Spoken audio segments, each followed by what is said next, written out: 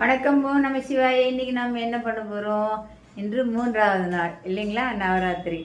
இன்றைக்கு நாம் உடுத்தக்கூடிய ஆடை நிறமானது நன்றான நீல நிறம். சரிங்களா? இன்றைக்கு நாம் வழிபட வேண்டிய அம்மாளுடைய திருநாமம் வாராகி அம்மன். வாராகி அம்மன் எதற்காக மிகவும் பிரசித்தி பெற்றவர்கள் என்றால் எப்படி என்றால், அந்த காலத்துலலாம் ராஜராஜ சோழன்லாம் ஒரு அரசர்கள் இருந்தார்கள் இல்லையா, அவர்கள் ஒரு நாட்டின் மீது ஏதாவது ஒரு காரணத்தினால்தான் படையெடுத்து போவாங்க.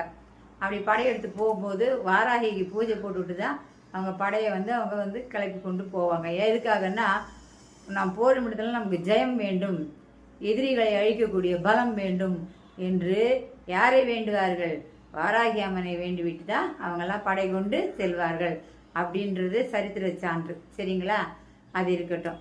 இன்னைக்கு நாம் நம்ம வீட்டில் கொலுவில் இருக்கின்ற அம்மனின் திருநாமம் வாராகி அம்மன். பொதுவாக நம்ம வீட்டில் வாராகி அம்மன் சிலை வச்சு யாரும் பூஜை எல்லாம் பண்ணுறது இல்லை. படம் வச்சு தான் பூஜை பண்ணுறதா இருக்கும். எல்லாருக்குமே தெரியும். வாராகி அம்மன் சிலையெல்லாம் நம்ம வீட்டில் வச்சோம்னா நம்ம ரொம்ப ஐதீகமாக இருக்கணும், பக்காவாக அவங்களுக்கு பூஜைலாம் பண்ணணும் அப்படின்னு சொல்கிறாங்க.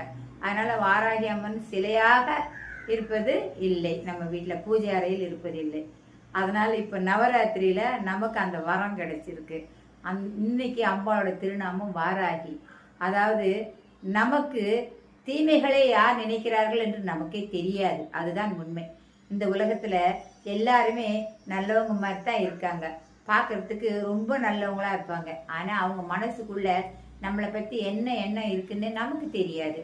அதே மாதிரிதான் நாமளும் அடுத்தவங்களை பார்க்கும்போது என்ன நினைக்கிறோம் அப்படின்னு நமக்கு மட்டும்தான் தெரியும். நாம நல்லவங்களா கெட்டவங்களான்னு டிசைட் பண்ண வேண்டியது முதல்ல நாம தான். சரிங்களா? அதனால நம்மளை கெட்ட எண்ணத்தோடு நம்மளை விரோதமா பார்க்கின்ற எதிரிகள் இருந்தார்களானால் நமக்கு தெரியாது, அம்பாளுக்கு தெரியும். அம்மா அவங்கள என்ன பண்ணுவாங்க? துவம்சம் பண்ணிடுவாங்க. இன்றைக்கு வாராகி அம்மனை வழிபட்டு மனமுருகி ஒரு கண்ணீர் விட்டு, அம்மா எனக்கு எந்த குறையும் இல்லாம காப்பாத்துங்க, எனக்கு எதிரிங்க இல்லாமல் காப்பாத்துங்க அப்படின்னு இவங்க தான் ஸ்பெசிஃபிக்கா அவங்க தான் ஸ்பெசிஃபிக்காலாம் நினைக்கக்கூடாது. எதிரிகள் இருந்தால் காப்பாத்துங்கள், எங்களுக்கு எல்லாம் நன்மையாகவே நடக்கட்டும் அப்படின்னு வணங்குங்க. சரிங்களா?